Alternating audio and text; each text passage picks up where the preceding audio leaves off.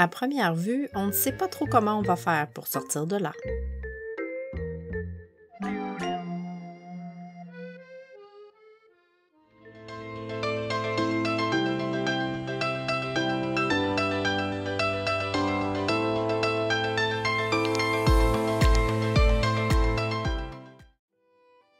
La seigneurie de Port-Joli a été fondée en 1677 par Frontenac.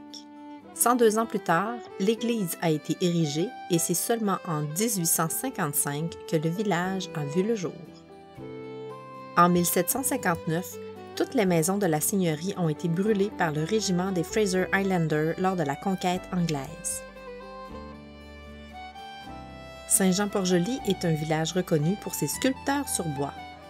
Plusieurs générations de sculpteurs sont natifs de ce village, incluant la famille Leclerc, qui, de père en fils, sculpte des maquettes de bois. Avant la construction de la marina, le quai fédéral a été sauvé et restauré par la communauté puisqu'il était vétuste. Plusieurs batailles se sont succédées de 1984 à 1993 pour que finalement le quai soit sauvé. Une fois l'histoire du quai réglée, la construction de la marina a pu débuter en 1996.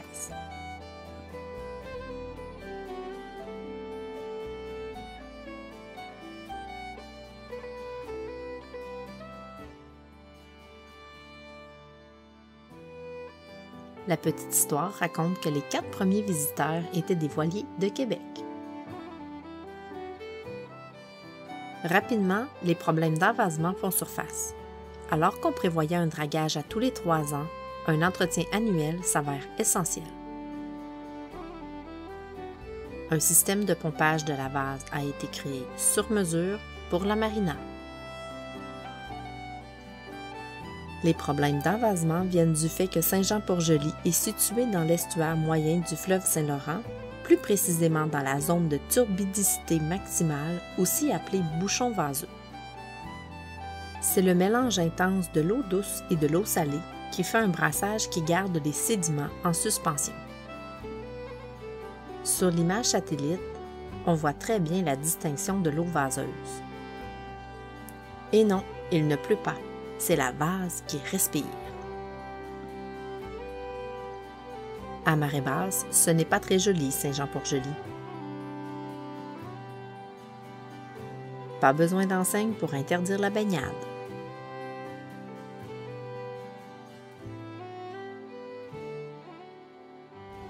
Mais Saint-Jean-Port-Joli a plein d'autres charmes à découvrir à pied. Mais non, tu me donnes ma main parce que je t'aime. Oh, moi aussi je t'aime. C'est drôle.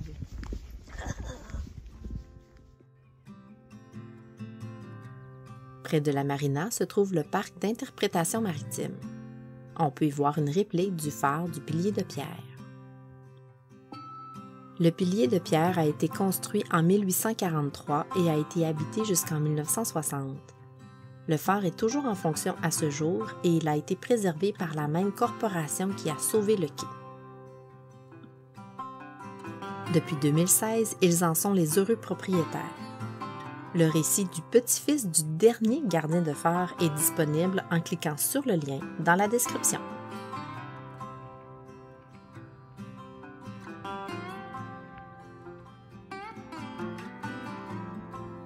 On peut aussi contempler la maquette stylisée du SS Canadian qui s'est échoué en 1857 sur la roche à Veillon.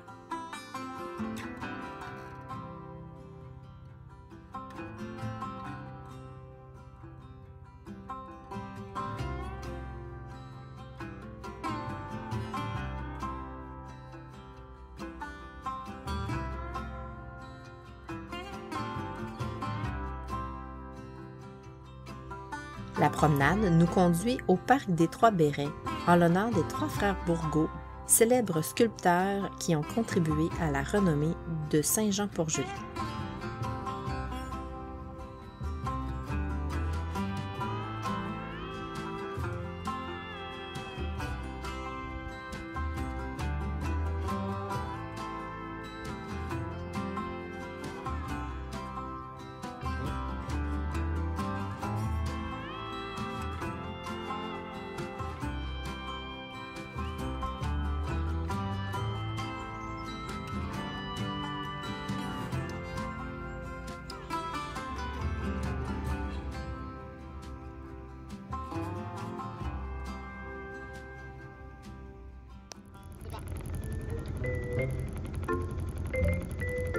Après avoir validé quelques fois les indications, on tente un départ.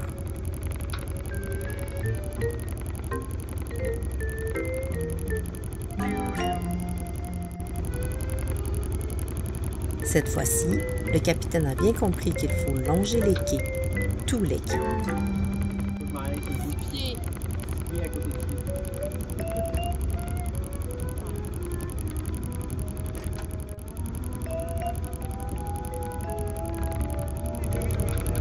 Oui! Let's go! Oui! Go!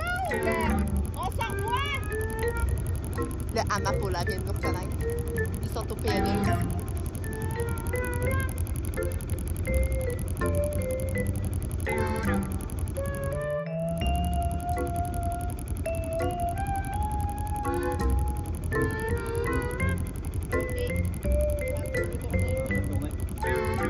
Ici, au bout du quai, il faut tourner pour s'aligner 6 pieds à gauche de l'autre. Pas dur à comprendre?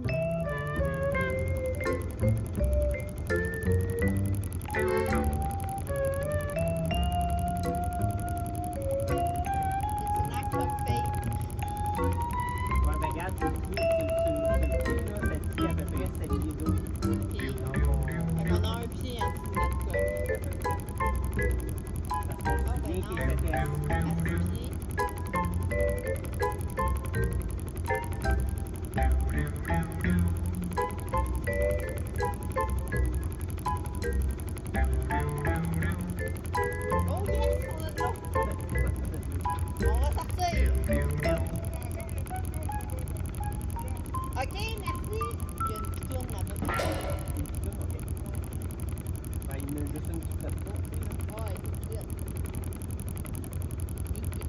Oui.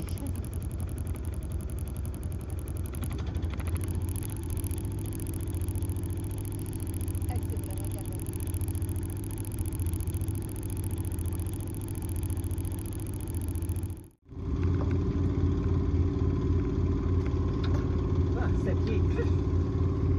On a fini par sortir. Ça a été un acte de foi de pouvoir sortir parce que, mon Dieu, notre profondimètre indiquait 0 pieds en dessous de la coque. Puis on sait que nous, il est paramétré à 6 pieds, malgré qu'on tire 4 pieds 3 pouces. Mais ouais, les indications, elles étaient un peu plus claires cette fois-ci. Ça nous a aidé à sortir sans anicroche.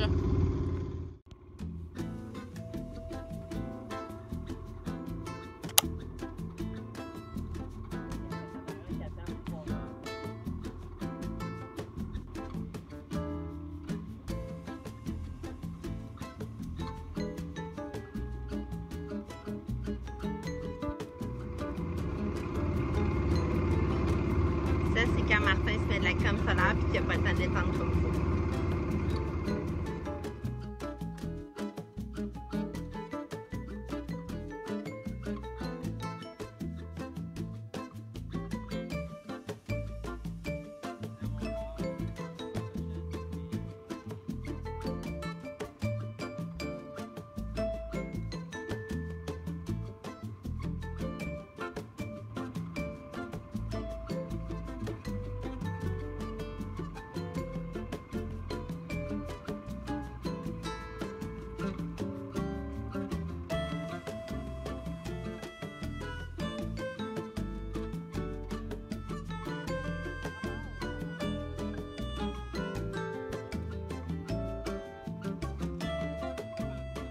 Au centre de l'image, c'est la roche à Veillon.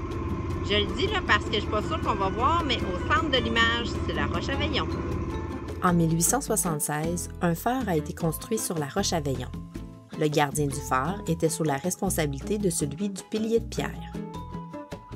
En 1947, le phare a été remplacé par une tour métallique pour être de nouveau remplacé en 1960 par la bouée Hôtel 9-8.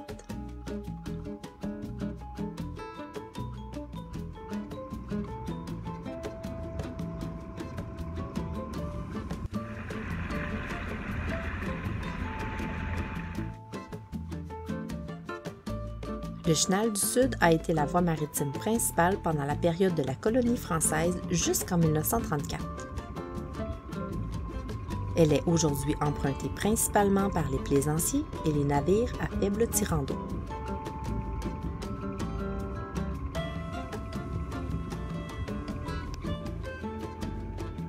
On approche de l'île aux Oies où le célèbre peintre Jean-Paul Riopelle a peint du milieu des années 70 jusqu'à sa mort en 2002.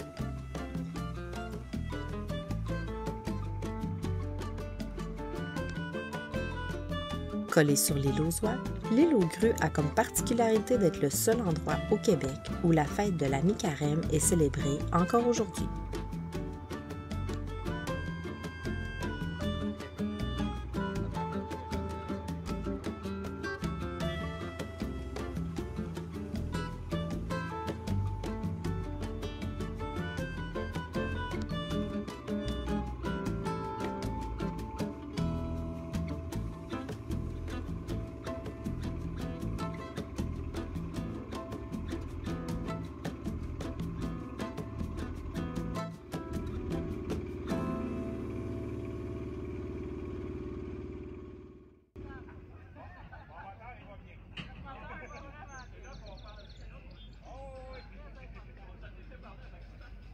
La journée tranquille à moteur se termine alors qu'on arrive en terre inconnue à Berthier-sur-Mer. Ça nous permet de nous reposer un peu. On ne sait jamais de quoi demain sera fait.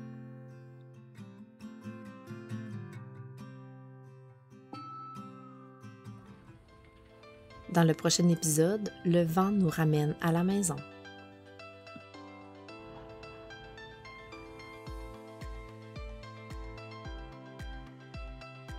Un nouvel épisode vous attend tous les 2 dimanches.